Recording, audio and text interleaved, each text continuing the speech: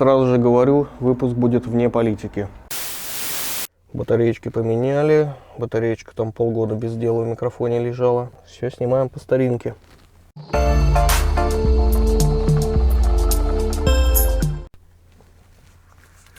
Ну, вроде звук есть, все есть, так что перейдем прямо к делу. Я, как всегда, давно не появлялся на канале. Я за это время успел пересмотреть сам полностью свой канал. И хотел задать вопрос зрителям, которые еще поддерживают меня, которые еще со мной на связи. Это хорошо в это непростое время. Какова картина на сегодняшний день?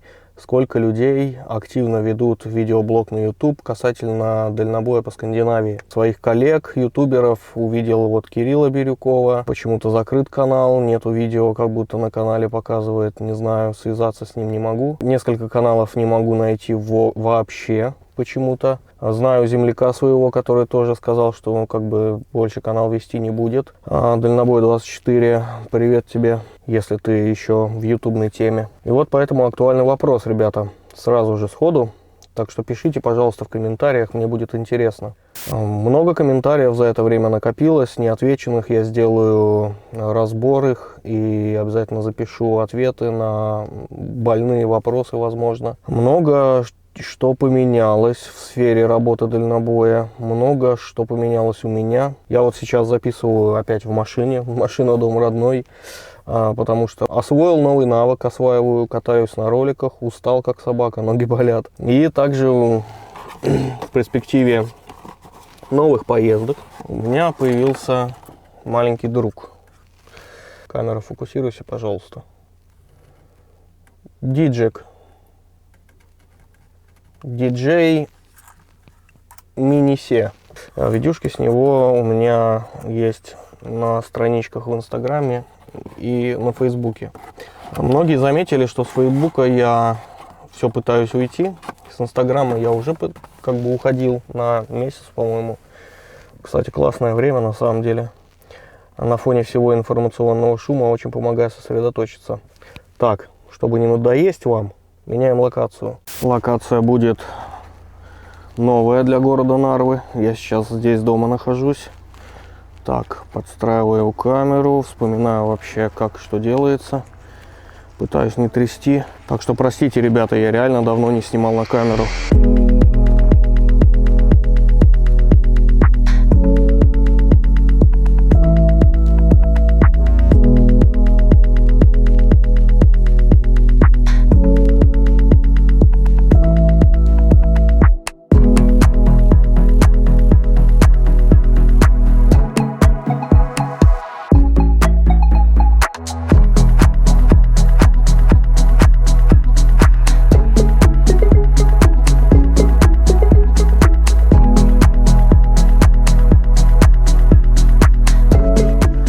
Кстати, кто не знает, вот там Россия.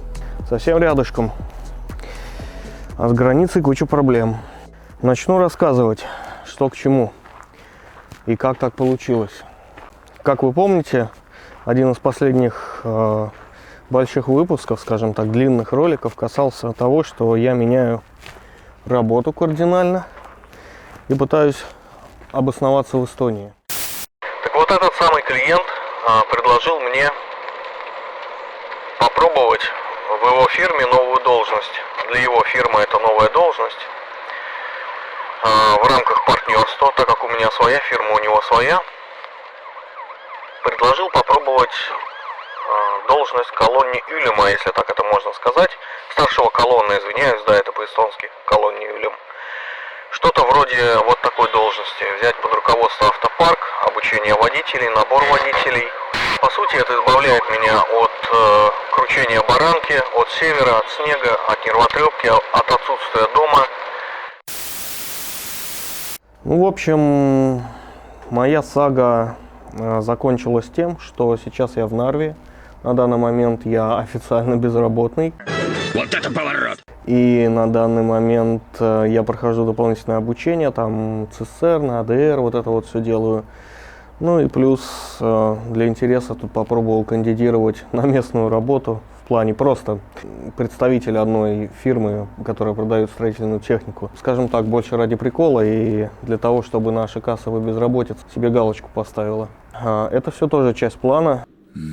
Хороший план. Ребята некоторые, которые узнали об этом, прямо распереживались, что я без работы, что все, хана и труба. Я надеюсь, что у меня все под контролем на самом деле. Мы все контролируем, все под контролем. Почему не завязалось?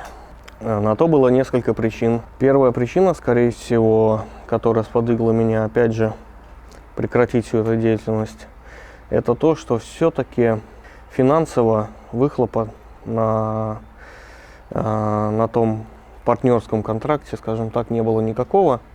Цены выросли, значительно выросли, топливо подорожало. Плюс, собственно, мой личный бизнес-план, который должен был сработать, начать работать как раз-таки месяца через 2-3, когда я освоюсь на новом месте и вообще освоюсь заново в Таллине, обрасту нужными связями. Это приглашать вас, ребята, те, кто реально желали работать, и, скажем так, распределять на работу в нормальные фирмы. И давать возможность вам выбрать характер работы, где работать, на какую ставку работать. Тема, скажем так, была перспективной, но в какой-то момент, когда уже были поданы некоторое количество ходатайств, оговорено некоторое количество сроков даже по заступлению на работу, случилось 24 февраля, и все следом вытекающее. Ну, дальше вы сами знаете.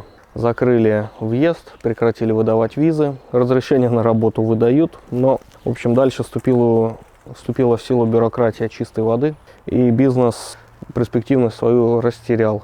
Ну и третья причина – это то, что характер работы не позволял реально уделять время семье, вообще ни в какой мере. Выходных катастрофически мало, плюс работа подразумевает быть на телефоне 24/7. Ребята разные водители, и там есть и мои подписчики, есть и просто ребята, которых я первый раз в жизни видел, слышал. Все индивидуально, все по-разному. Старший сын сказал мне как-то, я рассказал ему про свои планы, сказал, что опять поеду, меня долго не будет. И он спросил: папа, ты поедешь на злую работу? И тут я понял, что да, я где-то свернул не туда. Эта работа, она подразумевает очень большую, скажем так, наверное, нервную выдержку. Я реально начал больше нервничать, меньше уделять время семье, меньше вообще вникать во всю суть, что там и как дома. Как-то все вот это начало поглощать. Может быть, я не успел освоиться, да суть даже не в этом. Даже если бы освоился и продолжил, эта работа была бы просто во вред семье. Опять заново реально надо учиться говорить на камеру, отучаться делать вот, и еще много всего. Проект у меня сейчас несколько иного характера, может быть, отчасти очень хитрого, но посвящать детали не могу, не имею права. И надеюсь, сейчас все все-таки пойдет по плану.